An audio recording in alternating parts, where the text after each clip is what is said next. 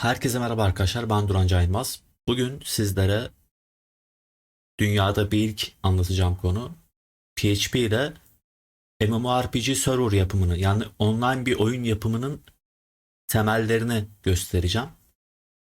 Araştırdığım kadarıyla kimsenin bunu anlattığını görmedim. O yüzden dünyada bir ilk diyorum. İlk başta bu derste sadece PHP ile server tarafını halledeceğiz. Bir sonraki derste işte GameMaker Studio ile bu server'a bağlanıp veri gönderip alma TCP ile bu işlemleri düşünüyorum. Bir sonraki videoda da Unity ile bu server'a bağlanıp veri gönderip alma işlemlerini yapmayı planlıyorum. Böylelikle e, online bir oyununuzun, yani tamamını değil, isterseniz tamamını da yapabilirsiniz. Ama en azından bir kısmının PHP ile nasıl yapılabileceğini e, size aktarmak istiyorum. Mesela bir market sisteminiz vardır ya da ne bileyim bir chat sisteminiz vardır, bir şey vardır. Bunun için işte C Sharp'ta böyle konsol uygulaması falan çat çat yazmanıza gerek yok. PHP zaten biliyorsanız bunu tak diye halledebiliyorsunuz. Ee, Ve güvenlik önlemini PHP bildiğiniz için daha iyi yapabilirsiniz. Bilmediğiniz dillerde server yapmaya kalkmayın bence. Ama tabii ki size kalmış. Ben sadece gösterip geçeceğim. Ee, Şimdi öncelikle bunlar benim denemelerimden kalan dosyalar. Kafanız karışmasın diye yeni bir klasör oluşturacağım, fakat hani yani kafanız daha burada bile karışıyorsa bence bu dersi boş verin. Buraya server diye yeni bir tane klasör oluşturdum. İçerisine de index.php diye bir tane dosya oluşturdum. Şimdi hava çok sıcak arkadaşlar. Aslında bu dersi çekmenin en büyük zorluğu havanın sıcaklığı şu anda. PHP tagımı açtım. Copilot kullanıyorum bildiğiniz gibi. Yardımcı oluyor yapay zeka. Ek olarak şunları belirtmek istiyorum. Bir web tarayıcısında biz bunu çalıştırmayacağız. Şu şekilde çalıştıracağız. Mesela atıyorum Echo Test diyeyim ben buna. Shorts'ta görmüşsünüzdür. Buradan terminal açıyorum. Terminal geldi. Fakat yanlış klasörde. CD server yapayım ben bunu. Server'ın içerisine girdim şu anda. PHP index.php dedim. Gördüğünüz gibi bana bu dosyayı çalıştırdı ve sonucu ekrana yazdırdı. Server da bu şekilde çalıştıracağız. Yani bir terminal ekranından çalıştıracağız. Bunu istersek CMD'den de yapabiliriz. Aynı şey, hiçbir farkı yok. Sadece buradaki terminal ekranı Visual Studio Code'daki e, doğrudan bu yolda çalıştığı için, mesela doğrudan bu pet'i falan aldığı için daha kolay çalıştırmamıza olanak sağlıyor. Tek avantajı bu. Ekstra bir avantajı yok. Bir de buradan çok kolay işte bu terminali öldürüp e, yani kapatıp yeniden buradan çok kolay bir şekilde açabiliyorsunuz. Yani tek kolaylığı bu yani. Yoksa PowerShell'den de yapabilirsiniz. CMD yazarak konsoldan da CMD'den de yapabilirsiniz. Aynı şey. Hiçbir farkı yok. Bilginiz olsun. Şimdi başlayalım serverımızın yapımına. Şimdi bize neler lazım? İlk başta lazım olanlar şunlar. Bize bir tane host lazım. Host IP adresimiz olacak.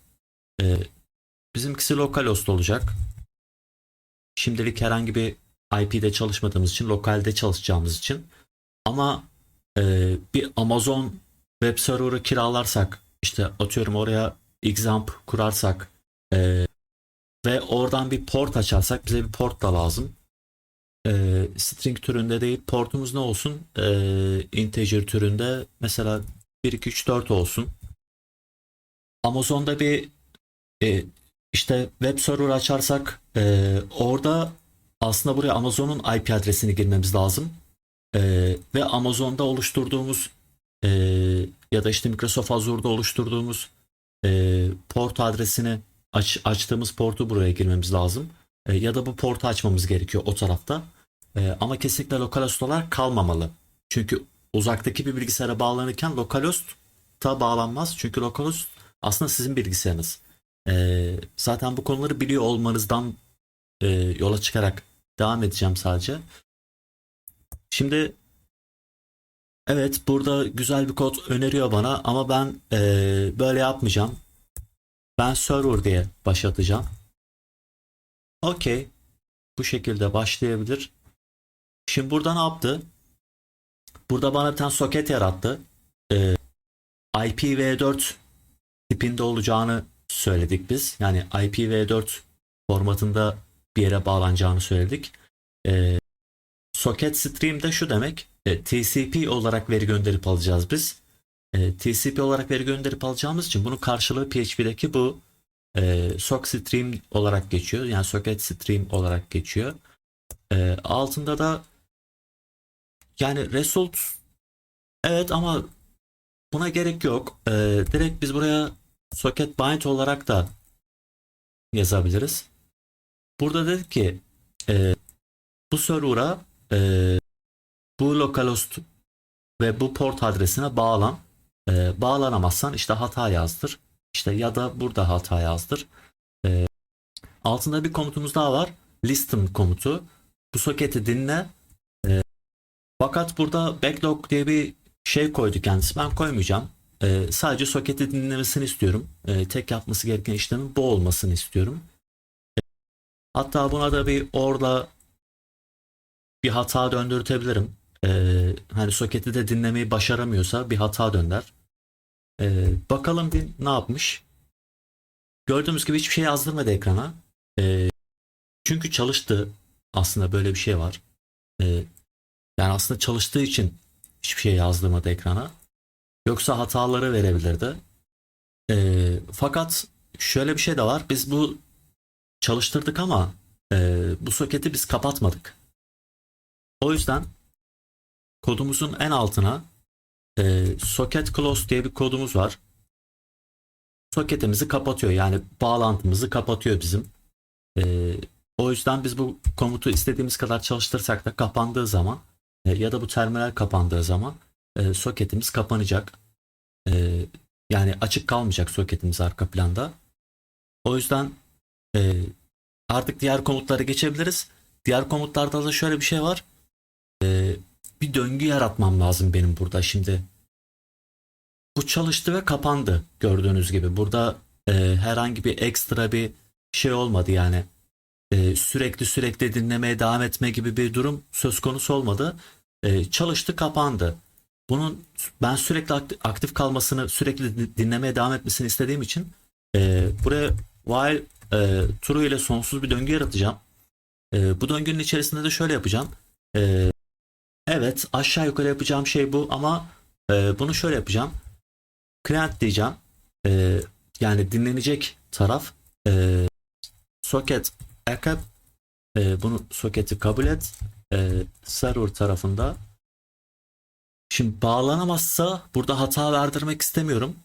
Ee, Şimdi biz buraya oyuncuları kabul edeceğiz ama bizim oyuncularımız ne olacak? Mesela players diye boş bir dizi oluşturuyorum ben buraya. Buraya da işte players, yani client olarak da atabilirim ya da buna unique bir ID de atabilirim. Bunun daha doğrusu şöyle olur. Player ID derim ben buna. Soket'ten okumak istemiyorum atıyorum. Soket'ten de okuyabilirsiniz. Unique olarak kendisi oluştursun player'ın ID'sini. Player'ın ID'sini kendisi oluşturduktan sonra array'in içerisinde zaten ben bunu player'ın ID'si dediğimde hatta buraya evet bu şekilde datalarını girdirebilirim. Ama bana sadece burada şimdilik soket lazım. Oyuncunun soketini tutsam benim için yeterli olur. Böylece array'imizi doldururuz, dizimizi doldururuz. Şimdi burada ekrana bu şekilde bir yazı yazdırabiliriz. New player connected diye. Bu yeni bir oyuncu bağlandı şeklinde. Player ID'sini de yazdırır ekrana. Sonrasında şöyle bir şey var. Biz bu oyuncuya oyuna bağlandığını bildirmemiz için socket write, işte hangi sokete göndereceğiz? Bu oyuncuya, yani bu client'e göndereceğiz. Ne göndereceğiz? Yani her şeyi gönderebilirsiniz burada, bir sıfır bilmem ne, hani login, logout vesaire. Oyuna bağlandınız. Bu şekilde de ID'sini göndersin mesela. Length olarak da şöyle bir şey var arkadaşlar. Bir buffer yolluyorsanız siz TCP ile UDP ile hiç fark etmez. Onun bir uzunluğunu göndermeniz gerekir. Düz 1024 de yapabilirsiniz. Bunu hani çok büyük paketler göndereceğim ben, içi boş olsa da olur da diyebilirsiniz. Fakat yani çok verimli olmaz. Ne kadar veri gönderiyorsanız o kadar bir boyut girmeniz tavsiye edilir genelde. Bu yüzden STRL'le ben şuradaki yazının aynısının uzunluğunu alıp gönderiyorum. Hatta şuna gerek yok. Şuna da gerek yok. Çünkü öbür tarafta bu komutlar olmayabilir. Hatta ve hatta şunları da sharp işaretiyle yapabilirim. Atıyorum sharp'tan sonra parçalanır vesaire vesaire. Ya da JSON formatında gönderebilirsiniz ki ilerleyen aşamalarda bunu ona çevireceğiz. OOP sistemine çevireceğiz. JSON formatına çevireceğiz. MMORPG'nin basit temellerini oluşturacağız. Veri tabanı falan da ekleyeceğiz bu sisteme. Şimdi oyunculardan gelen verileri dinleyelim arkadaşlar ve bunu bir döngü içerisinde sürekli yapmamız gerekiyor. Gene bir while true diye döngü açıyorum buraya. Input diyeceğim. Evet, socket read ile socket okusun. 1024'lük bir byte okusun. Karşıdan maksimum 1024 göndeririz. Sonrasında bu input ile işlemler yaptırabilirim. Ya burada bana birkaç işlem öneriyor gördüğünüz gibi. Mesela şu işlem mantıklı. Burada exit dediği işlem mantıklı. Bunu şöyle yapabiliriz. Önce bir trimden geçirmek istiyorum. Hani ekstraları falan varsa onları şey yapsın, kaldırsın. Ya exit değil de ben bunu quit olarak yapmak istiyorum. Atıyorum oyuncudan quit komutu geldiyse, hani çıkış komutu geldiyse soketi kapatsın. Ekrana da player işte oyundan çıktı, disconnect oldu yazsın. Sonrasında da bu döngüyü bıraksın tabii ki. Sonsuza dek bu döngü dönmesin. Bu da önemli bir işlem. Ama quit değilse, herhangi bir şeyse, karşıdan bir mesaj geldiyse onlar için de buraya bir else komutu açıyorum. Burada player'ların hepsine gönderiyor ama ben şimdilik hepsine gönderme, yani şu işlemi yapmayacağım. Sadece ekrana yazdırmasını istiyorum karşı taraftan ne geldiğini. Aslında yapmak istediğim aşağı yukarı bu kadar. Yani bunun haricinde çok öyle ekstrem şeyler yok. Atladığım bir şey oldu arkadaşlar, onu hemen size göstereyim. Example açtığınızda Apache tarafında PHP iniye gelin. PHP de extensions kısmında, yani eklentiler kısmında şöyle bir şey olacak. Bu kodları çalıştırabilmeniz için bunu aktifleştirmeniz gerekiyor. Bu normalde şöyle gözükür sizde. Buradaki noktalı virgülü silin, kaydedin. Apache'nizi, yani example'ı yeniden başlatın, durdurun, tekrar çalıştırın. Bu şekilde komutlar sizde de çalışır, yoksa çalışmaz. Bu eklentiyi işte sunucunuzda da, eğer bir sunucu üzerinden bunu yapıyorsanız orada da aktifleştirmeniz gerekir. İşte cPanel'den falan bunu ayarlayabiliyorsunuz. Şimdi ben GameMaker Studio'yu açtım. Daha önceden yaptığım bir oyunum vardı. Onu da açtım. Bir testini yapmak istiyorum. Bir hata verecek mi? Bir şey yapacak mı? Şu anda herhangi bir yazı ekrana vermedi. Ama bitirmedi de gördüğünüz gibi. Yani şu while döngüsüne girdiğini anlayabiliyorum ben aslında. Ama şöyle yapacağım. Bu terminali öldüreceğim. Şurada şunu demek istiyorum. İşte server hani dinlemeye başladı gibisinden bir komut versin ki endişemiz kalmasın. cd server, tekrardan server klasörüne giriş yaptım. php index.php çalıştır dedim. Gördüğümüz gibi burada bana diyor ki işte localhost'un 1 2 3 4 portunu ben dinliyorum şu anda. Herhangi bir oyuncu geldiğinde buna bakacağım diyor.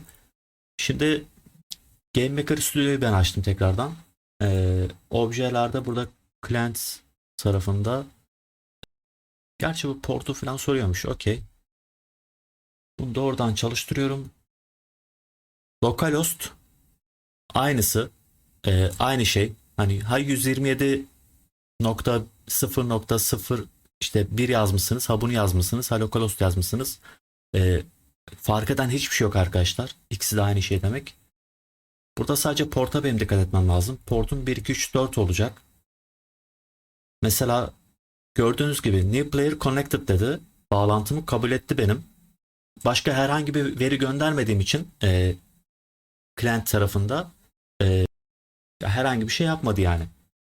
Ama mesela şurada boşta yazıp herhangi bir mesaj yazsaydım, bu bir MMORPG PHP test mesajıdır deseydim mesela. Gördüğümüz gibi burada server tarafında bana dedi ki işte şu player şunu söyledi dedi ve ekrana yazdırdı. Ben burada mesela quit gönderseydim burada olduğu gibi beni mesela çıkardı şu anda. Ha tabii ki biz burada array'den sildirmedik. Normalde array'den de sildirmem lazım benim. Şurada düştüğü için. Sadece o kısmını yapmadım. Ama temel olarak bu şekilde arkadaşlar. Geriye kalan tek şey bunu düzgün bir yapıya çevirip MySQL'e bağlayıp işte online oyununuza bağlamak. Hani PHP ile o yapılıyor mu bu yapılıyor mu falan fıstık işte PHP öldü mü kaldı mı falan yani bunlar komik arkadaşlar. Bunlar online bir server'ın hepsini PHP ile yapmam. Ama bazı kısımlarını kesinlikle PHP ile yaparım. Ki yapacağım da. Atıyorum market alışveriş sistemi online oyunda. Bir üye sizden işte gold satın aldıysa işte ne bileyim elmas satın aldıysa filan bunları kesinlikle PHP ile yaparım. E, Anında senkron olmasını beklediğim şeyler varsa yani belli bir log aşamasından geçmesini istemediğim şeyler varsa bunları doğrudan PHP ile yapmak isterim. Çünkü bu konularda daha hızlı. Benim yaptığım testlere göre en azından. Bu ders şimdilik bu kadardı. Diğer derste GameMaker Studio'da bir oyuncu yaratıp, bir client yaratıp daha doğrusu bu server'a bağlayacağım. Bir sonraki videoda da Unity'de C Sharp ile bir client yaratıp onun işte X, Y koordinatlarını filan transform özelliklerini filan göndeririz belki bilmiyorum. Bu PHP server'ımıza bağlayacağız. Merak ettiğiniz bir şey varsa bu konuyla alakalı yorumlarda sorabilirsiniz. Her zaman söylüyorum arkadaşlar, ücretsiz bir şekilde kanala abone olup bu videolara beğene basarsanız bu beni çok motive ediyor. Bildiğiniz gibi ben para kazanmıyorum bu işlerden. Ama beğen butonuna basmanız beni gerçekten çok motive ediyor. İzlediğiniz için teşekkürler. Hoşça kalın.